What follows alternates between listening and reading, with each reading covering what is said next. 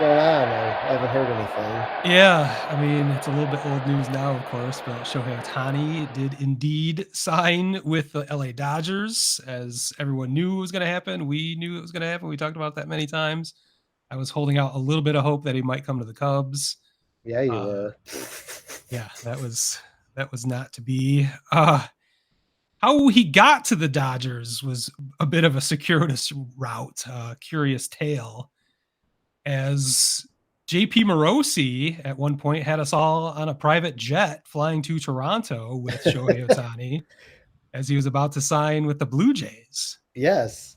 And that complete, ended up being completely false somehow. I don't know how a reputable reporter like Morosi, he's no Bob Nightingale. He's usually spot Yet, on. yet Bob was the one who corrected it. The irony of ironies. Bob Yes. Nightingale, of all people, chimed in about 5 o'clock on that fateful Friday saying none of that was true. Shohei Ohtani was in his living room in Southern California, which begs the question: was Bob like a peeping tom, like looking in his windows? Like, how did he know? How could he confirm that? He's But parked out front. I'll never, I'll never put anything past Bob Nightingale. So it was too perfect that it's so confusing. It was such a weird day, and then it was all brought into clarity by none other than Bob Nightingale. But I was riveted. I was definitely tuned into Twitter that afternoon and trying to follow all the news. But Blue Jays, Toronto just didn't make any sense to me, like to begin with. So I think the idea, and certainly having the Cubs kind of in the mix as well. I think Otani's agent was just trying to bump up the offer from the Dodgers, just saying other teams were actually in the mix. And it just wasn't true. I don't think he ever even met with the Cubs. That never surfaced. So as much hope as Cubs fans like myself had, I don't think it was ever even close. And you and I talked about it too. We knew from the beginning, like I said, he was going to the Dodgers all along. He doesn't have to uproot his life at all. He just goes across town to go to games now instead of going to Anaheim. So Exactly. the deal itself is another eye opener, kind of a Well, head scratcher. I'm shocked, Smitty. They got him for only like $10 million. It's crazy. Yeah, 2 million a year for 10 years, not bad. 20 million, good Yeah, work. 20 million. Yeah, $20 million for Ohtani. Good Good work deal. by you, I don't Dodgers. know how they freaking did it. They're going to pay him 680 million to retire over the next 10 years, up until I think it's what 2044 or whatever. Yeah, yeah. That's gonna be quite a hit when new ownership takes over for the Dodgers at that point. Yeah, nobody's worried about. Yeah, who's going to actually be working there at that point? Will the GM still be there? Possibly. Yeah. Ownership group may be in place, but maybe they have plans to sell by then. Who knows? But yeah, it's somebody else's problem. What it does for the Dodgers, of course, is it helps them circumvent the luxury tax system. Instead of being on the hook for 70 million a year, as what his contract really in all actuality is, they're only on the hook for 46 million per year due to Yep. the deferred money. So I'm Yep. still not fully sure I understand the math on that, but nobody's disputing that. So they're saving about $35 million on the luxury tax there. They just so happen to have also signed Yoshinobu Yamamoto. I forgot. I think I got his first name wrong there, but they just signed him for gasp, almost the exact same amount that they had left over from the cap space they created. I know it's so weird. It's just I didn't see that coming at all. I know. It's so strange. He's not deferring anything for No, the record. yeah. He doesn't have the 50 to $100 million a year in endorsement deals that Ohtani has. Right. So Ohtani's got plenty of walking around money. I think he'll be all right.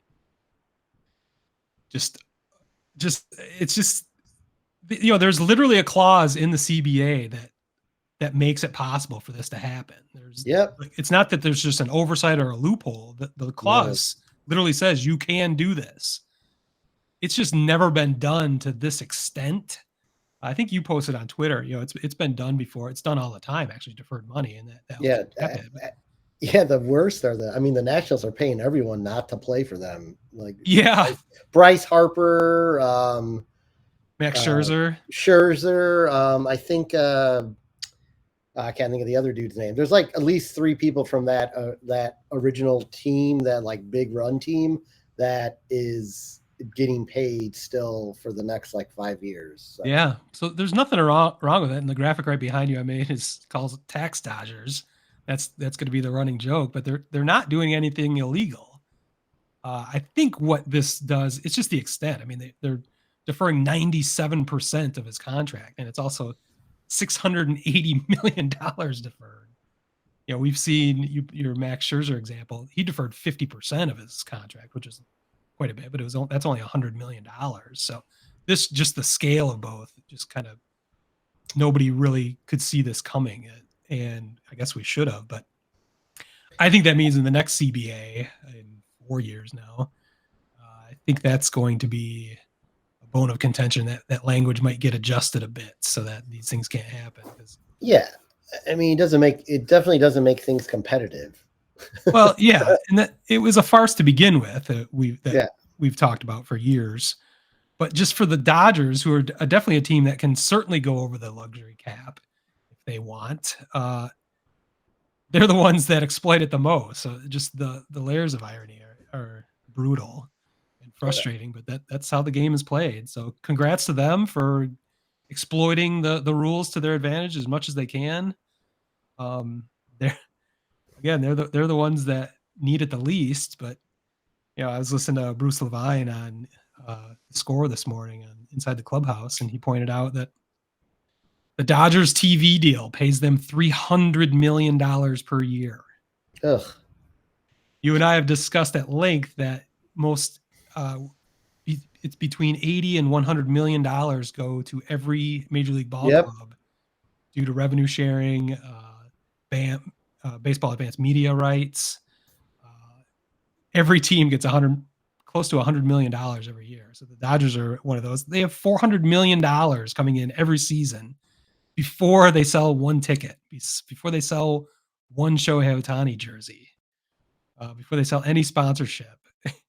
So the idea that, the salary cap, or the de facto salary cap, is what, $238 million this year? Yeah. They have more than that coming in before they even sell a ticket, and yet they're circumventing the the competitive balance tax rules. So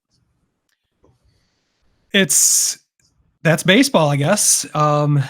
We'll see if it pays off. We did just see the World Series champion Texas Rangers spend their way to a title, spending $1 billion over the last 2 seasons. That finally worked for them. Dodgers are taking it up a notch. They spent $1 billion in 2 weeks. Yeah, right, exactly. In an effort to win their first legitimate World Series since 1988. Yeah. I think, one thing too is like something to be said for Ohtani too. I mean, obviously point should be taken. He's not like the best guy in the world because he deferred all that money, because he's still going to make, to your point, with endorsements, like $50 million a year. There's more advantages than that to him, because he's essentially going to probably either retire after that deal before the 680 kicks in. Yeah. He could just move out of California and avoid their state income tax, which right. That's the very punitive. So he's winning. He's winning no matter what. And the Dodgers are winning. Everybody wins except for, I guess, anyone that's not a Dodgers fan. Yeah, I do like the idea, though, the concept that he is deferring that money so they could spend money in an effort to try to win. Like, you don't see a lot of players that are necessarily willing to do that, like give up their money that's owed to them so the team can better themselves to that extent. So right. You saw in the only example I can think of is football, and Tom Brady exactly. was taking small contracts with the Patriots, mainly because he had so many endorsement deals, but his wife made more money than he did. Right. As a supermodel. So that worked was out well in the divorce, probably. Yeah, I've never heard about that. That's for our other podcast that we don't do anymore. But yeah. So yeah, I guess it's unprecedented to the level, I guess, that what Yeah. happened here. So, but to your point, yeah, he's helping the Dodgers. He's not hamstringing the Dodgers in any way, so they can't make other Nope. moves, which is really smart on his part if he wants to win championships. Yeah. Just I mean, to me, sign. he really does. So Yeah. I don't know. Yeah, I've got no I mean, problem with him. It's just the situation, and the Dodgers again, they didn't break any rules. They're just yeah, exploiting the situation. exactly. I don't have, as much as I want to have I have a general problem with the Dodgers, but I really don't. I mean, to me, and we're going to get to him later, but an old ass owner like Reinsdorf, the Sox should be signing everyone to these types of contracts because he'll be long dead when they have to be paid. Yeah. They can build a destroyer of a team. You don't have to pay for any of it. Well, it begs the question: why aren't the Cubs in? And Yeah, why didn't they any get of to our that level? teams, Yeah. you know, Again, whatever. Ohtani didn't want to go anywhere else. He wanted to go to the Dodgers. We knew that from the beginning. Obviously, We'll get to the Cubs. We'll certainly get to Jerry and your White Sox. It's going to be the majority of the second half of the show. So.